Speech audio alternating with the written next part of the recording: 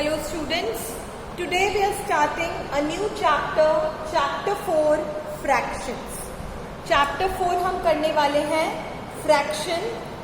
Fraction होता क्या है? A fraction represents an equal part of a whole. मतलब for example ये एक circle है, इस circle को मैं 4 parts में divide करती हूँ, तो ये एक part, ये second part, ये थर्ड पार्ट और ये fourth part. First part, second part, third part, fourth part. तो ये जो फ्रैक्शन है ये पूरे को रिप्रेजेंट करता है एज अ होल. मतलब इस पार्ट को हम अलग फ्रैक्शन से रिप्रेजेंट कर सकते हैं, इस पार्ट को अलग फ्रैक्शन से, इस पार्ट को अलग फ्रैक्शन से और इस पार्ट को अलग फ्रैक्शन से. अब टाइप्स ऑफ फ्रैक्शंस पढ़ाती हूँ. टाइप्स ऑफ फ्रैक्शन जैसे प्रॉपर फ्रैक्शन, इम्प्रॉपर फ्रैक्शन,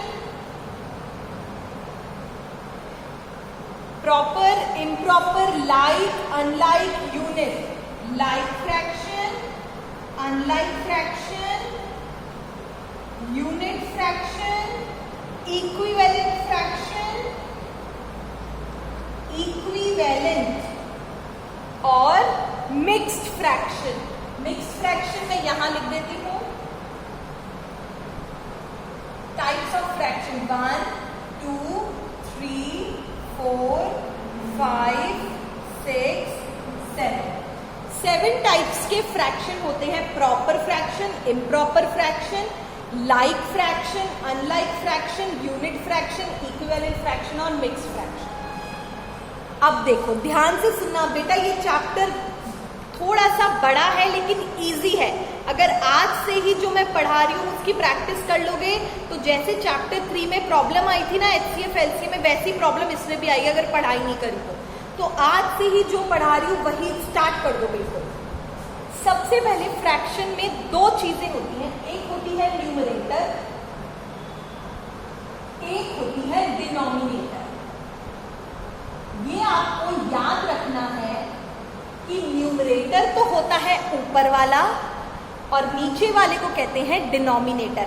एक याद कर लो, दूसरा अपने आप हो जाएगा. एक याद कर लो कि ऊपर वाले को न्यूमरेटर कहते हैं तो ऑटोमेटिकली नीचे वाले को क्या कहेंगे?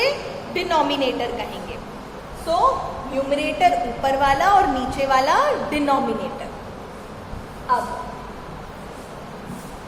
न्यूमरेटर का n और डिनोमिनेटर का d, इसे कहते हैं फ्रैक्शन. ये फॉर्म होती है फ्रैक्शन की. ऊपर वाली जो डिजिट होती है उसको हम न्यूमरेटर कहते हैं और नीचे जो भी डिजिट होती है उसको हम डिनोमिनेटर कहते हैं. प्रॉपर फ्रैक्शन वो फ्रैक्शन होता है जब हमारा न्यूमरेटर क्या हो? छोटा हो. For example 2/3. जब भी आपकी न्यूमरेटर छोटा हो किससे? डिनोमिनेटर से, तो वो क्या कहलाएगा? Proper fraction. लेकिन अगर आपका न्यूमरेटर बड़ा हो डिनोमिनेटर से,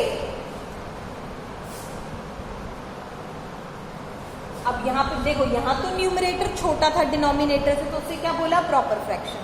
यहां पे न्यूमरेटर बड़ा है डिनोमिनेटर से तो वो क्या है? Improper fraction. लाइक फ्रैक्शन कौन से फ्रैक्शंस होते हैं बेटा? लाइक फ्रैक्शन वो फ्रैक्शंस होते हैं जिनके डिनोमिनेटर्स सेम होते हैं, जिनके डिनोमिनेटर्स सेम होते हैं.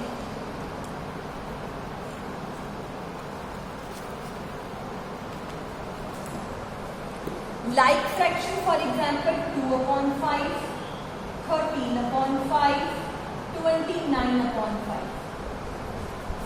ये तीनों लाइक फ्रैक्शन है. लाइक मतलब एक जैसे, लाइक मतलब एक जैसे. अब वो एक जैसे क्यों है? क्योंकि इन तीनों के डिनोमिनेटर कैसे हैं? सेम है. तो प्रॉपर फ्रैक्शन जब आपका न्यूमरेटर छोटा हो तो उसे प्रॉपर फ्रैक्शन कहते हैं. इम्प्रॉपर फ्रैक्शन जब आपका न्यूमरेटर क्या हो? बड़ा हो. लाइक फ्रैक्शन वो फ्रैक्शंस जिनके डिनोमिनेटर कैसे होते हैं? सेम होते हैं. और अनलाइक फ्रैक्शन जिनके डिनोमिनेटर क्या हो? Different different. For example 2/3, 7/9, 29/4. इन सब के डिनोमिनेटर डिफरेंट है. देखो डिफरेंट है तो ये क्या है? Unlike fraction. यूनिट फ्रैक्शन क्या होता है? यूनिट फ्रैक्शन वो फ्रैक्शन होता है जिसका न्यूमरेटर क्या हो? 1, 1/9, 1/11, 1/27, 1/33, कुछ भी नंबर हो नीचे, लेकिन ऊपर क्या होना चाहिए? 1 होना चाहिए। तो उसे हम कहेंगे यूनिट फ्रैक्शन। उसे हम क्या कहेंगे? Unit fraction.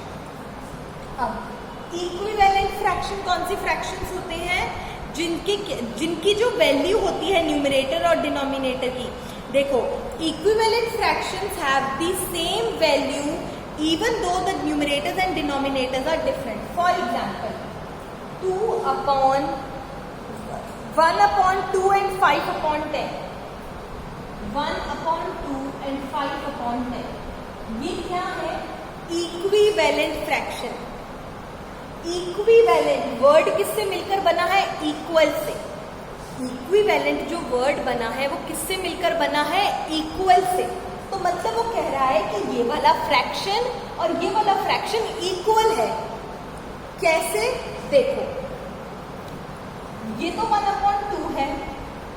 अगर मैं इन दोनों को 5 को 10 को दोनों को 5 से डिवाइड कर दूं, दोनों को 5/10 है ना, मैं दोनों को 5 से डिवाइड करती हूँ। 5 को 5 से डिवाइड किया 1 और 10 को 5 से डिवाइड किया 2, आ गया ना 1/2, आ गया ना? ये तो है ही 1/2 और 5/10 भी तो 1/2 बना दिया मैंने।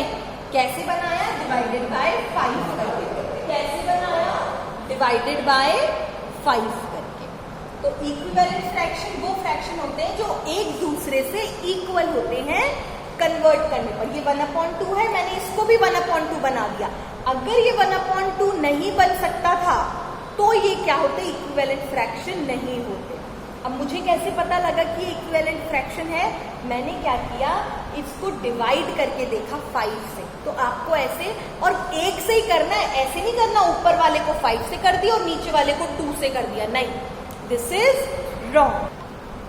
आपको जिस नंबर को आप न्यूमरेटर से डिवाइड कर रहे हो उसी को ही डिनोमिनेटर से करना पड़ेगा। ये ध्यान रखना, जब भी आप फ्रैक्शन चैप्टर के क्वेश्चन सॉल्व कर रहे हो, जो चीज आज फर्स्ट क्लास है, मैं फर्स्ट क्लास में ही आपको ये बात बता रही हूँ, जो चीज आप न्यूमरेटर पे करोगे वही सेम चीज आप डिनोमिनेटर पे करोगे, और जो चीज आप डिनोमिनेटर पे करोगे वही सेम चीज आप न्यूमरेटर पे करोगे। इस चीज का आपको बहुत ध्यान रखना है फ्रैक्शन में, बहुत बहुत बहुत ज्यादा। जो operation plus minus multiply division जो भी आप डिनोमिनेटर पे कर रहे हो, जिस भी नंबर से कर रहे हो, वही सेम चीज ऊपर वाले से होगी। कभी भी डिफरेंट नहीं होगा कि आपने ऊपर 5 से डिवाइड कर दिया, नीचे 10 से कर दिया, या ऊपर आपने +2 कर दिया, नीचे आपने +3 कर दिया। नहीं, प्लस माइनस डिवाइड मल्टीप्लिकेशन जो भी कर रहे हो वही सेम दोनों से करोगे और सेम नंबर से करोगे। ठीक है? तो मैंने 5 से डिवाइड करके देखा, 5 से जब मैंने किया तो 5 1 जा 5, 5 2 जा 10 आ गया ना। 5/10 को 5 से डिवाइड करूंगी तो 1 आएगा, और 10 को 5 से डिवाइड करूंगी तो 2 आएगा, आ गया ना 1/2। अगर ये डिवाइड नहीं हो पाता किसी सेम नंबर से तो फिर हम कहते हैं कि ये इक्विवेलेंट फ्रैक्शन नहीं है। मिक्स्ड फ्रैक्शन क्या होता है? Mixed fraction is a combination of a whole number and proper fraction.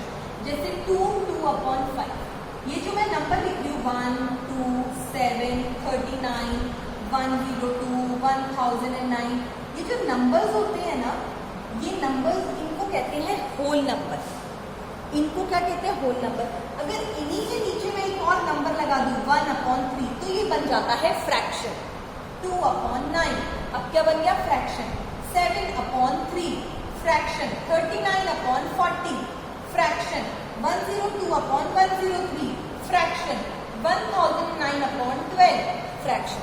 तो अगर मैं ये इंडिविजुअल लिख रही हूँ 1 3 9 तो ये होल नंबर है, लेकिन अगर इनके नीचे में नंबर लिख देती हूँ तो ये क्या बन जाएंगे?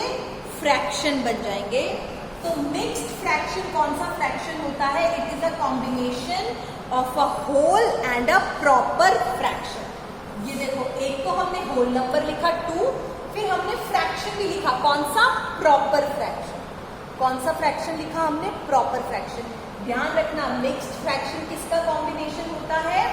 होल नंबर का और प्रॉपर फ्रैक्शन का। प्रॉपर फ्रैक्शन मतलब कौन सा फ्रैक्शन? जिसका न्यूमरेटर क्या हो? छोटा हो। 2, 2/5। और इसकी क्या एग्जाम्पल है?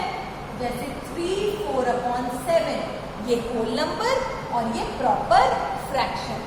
5, 3/9 या 15 ले लो, 21 ले लो, कुछ भी, कोई भी नंबर, कोई भी आप नंबर ले सकते हो। तो ये थे आपके टाइप्स ऑफ फ्रैक्शन। इसकी आपको अच्छे से लर्न करने हैं, प्रैक्टिस करनी है, मैं आपको नोटबुक में भेजूंगी। अब मैं आपको जो बताने जा रही हूँ बहुत इंपॉर्टेंट चीज है, पूरे चैप्टर में काम आएगी। एक चीज तो मैंने आपको क्या बताई फ्रैक्शन चैप्टर में, कि जो ऑपरेशन आप डिनोमिनेटर पे कर रहे हो जिस भी नंबर से, वही सेम चीज न्यूमरेटर पे होगी, और अगर न्यूमरेटर पे कर रहे हो तो डिनोमिनेटर पे होगी, सेम चीज होगी, ये मैं बता चुकी हूँ।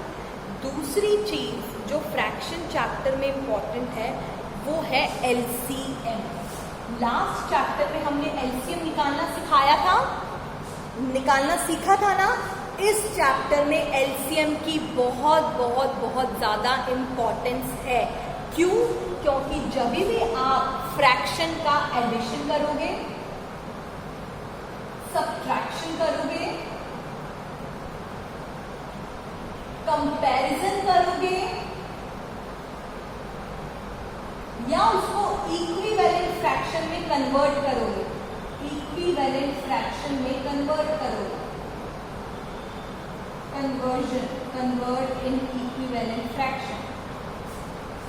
जब भी आप, मैंने क्या बताया आपको, जब भी आप एडिशन करोगे फ्रैक्शन का, या सब्ट्रैक्शन करोगे, या कंपैरिजन करोगे, कंपैरिजन एज इन कौन सा फ्रैक्शन बड़ा है कौन सा छोटा है, या आप उसको इक्विवेलेंट फ्रैक्शन में कन्वर्ट करोगे, उन चारों चीजों के लिए हमें क्या चाहिए होगा? एलसीएम चाहिए होगा। अब जिन भी बच्चों को एलसीएम निकालना नहीं आता उन बच्चों को प्रॉब्लम आएगी, उन बच्चों को बहुत प्रॉब्लम आएगी। इसीलिए आज एलसीएम की भी प्रैक्टिस कर लेना। जिन बच्चों को एलसीएम नहीं निकालना आता वो एलसीएम की भी प्रैक्टिस करेंगे। तो एडिशन, सब्ट्रैक्शन, कंपैरिजन, चाहे इक्विवेलेंट फ्रैक्शन में कन्वर्ट करना हो, इन सब के लिए हमें क्या निकालना पड़ेगा? एलसीएम निकालना पड़ेगा। और इन सब के लिए एलसीएम क्यों निकालना पड़ेगा? क्योंकि इन चारों के लिए हमें डिनोमिनेटर को सेम बनाना है। डिनोमिनेटर को क्या बनाना है? सेम बनाना है। इस चीज को भी आपको ध्यान रखना है।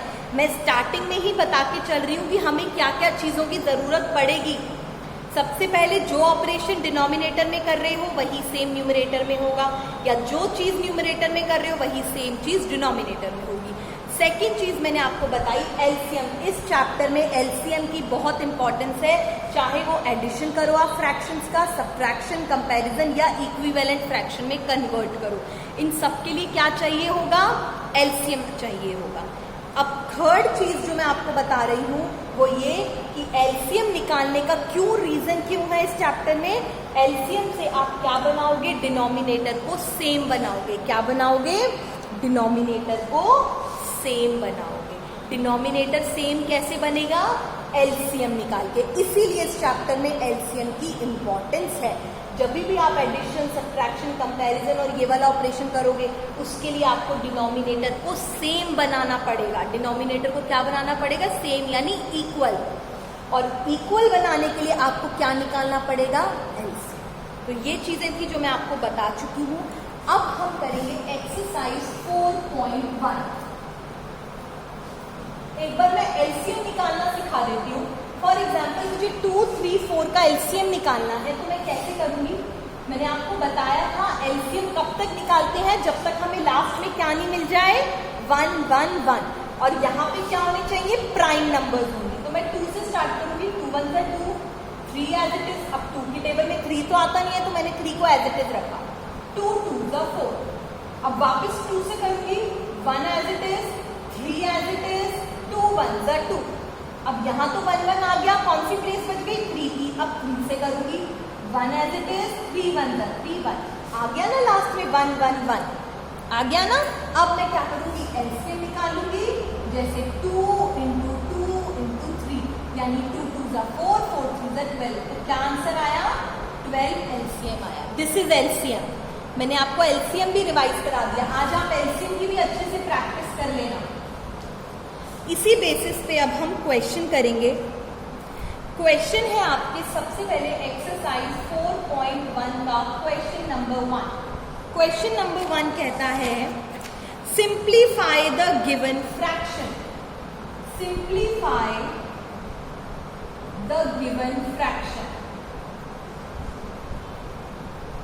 सिंप्लीफाई का मतलब सॉल्व करना है आपको। सिंप्लीफाई का मतलब क्या करना है आपको? फ्रैक्शन को सॉल्व करना है, छोटा बनाना है। अब देखो, सिंप्लीफाई का मतलब क्या होता है कि आपको ध्यान से सुनना, आपको सिंप्लीफाई करने का मतलब सॉल्व करना। फ्रैक्शन को हम सॉल्व कर रहे हैं। अब फ्रैक्शन को सॉल्व कैसे करेंगे? मैंने आपको क्या बताया? जो ऑपरेशन न्यूमरेटर में हो रहा है वही सेम चीज डिनोमिनेटर में होगी, ठीक है।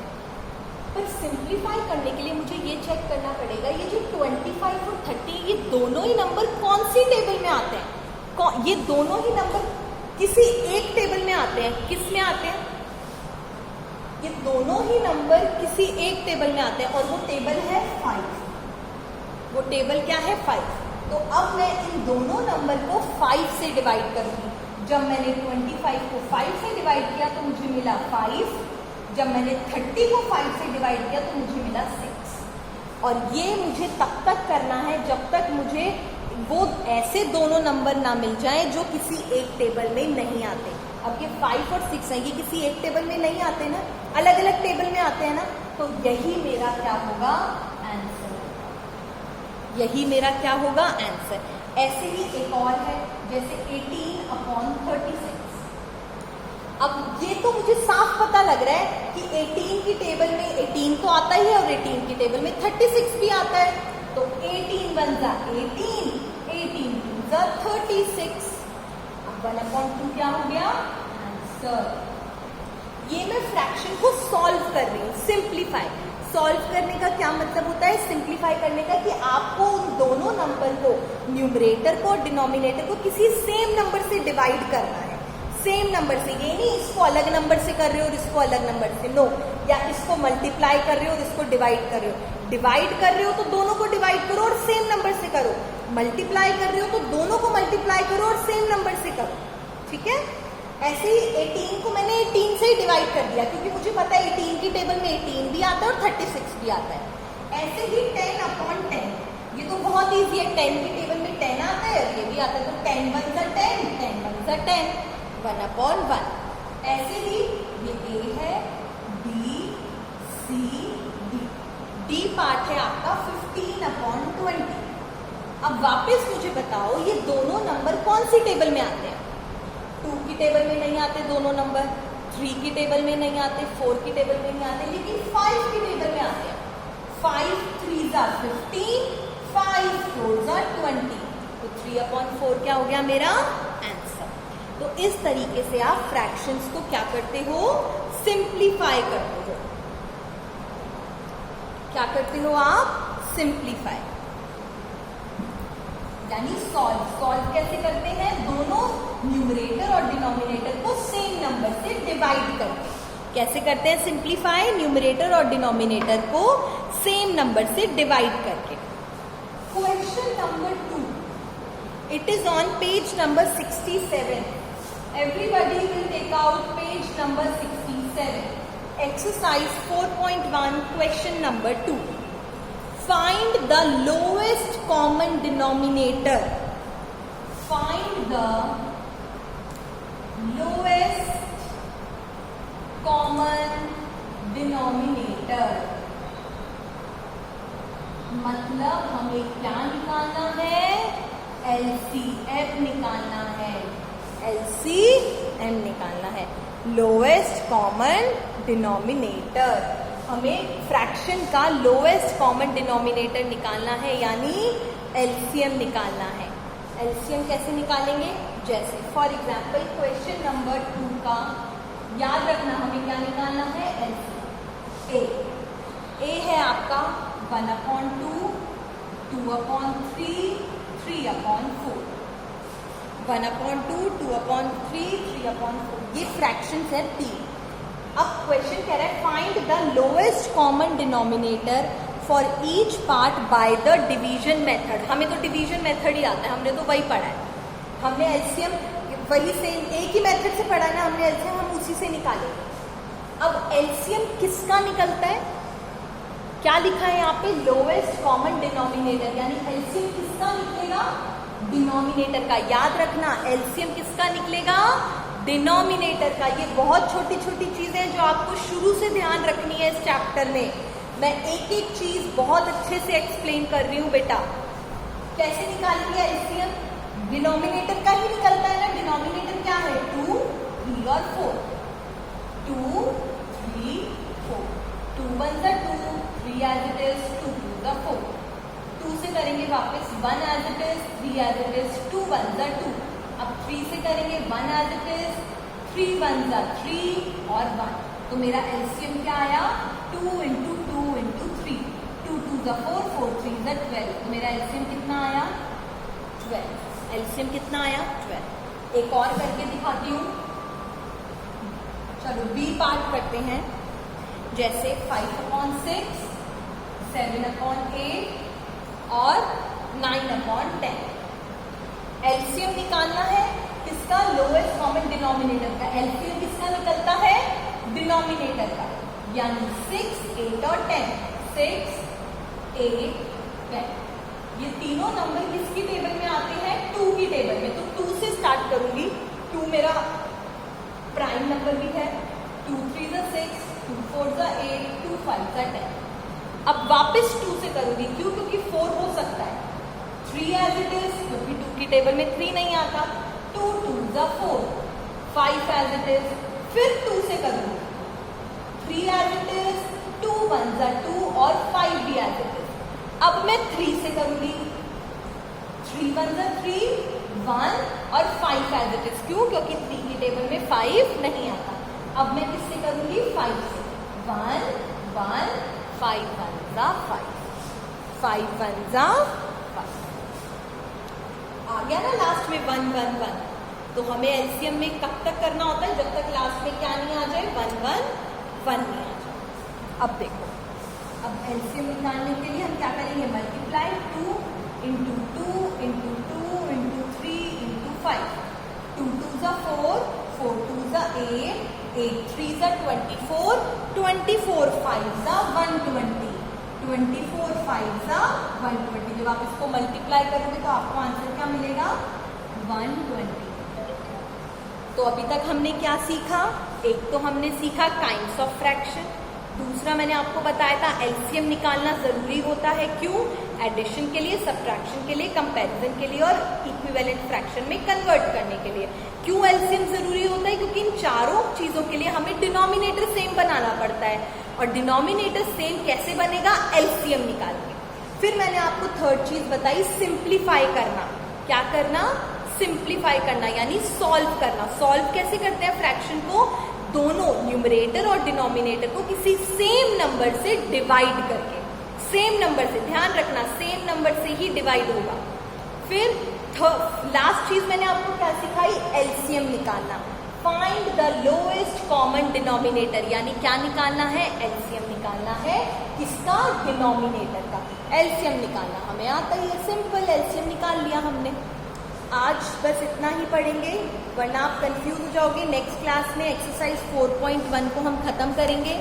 थोड़ा जल्दी जल्दी करेंगे बेटा, वरना फिर हमारा कोर्स पीछे रह जाएगा, ठीक है।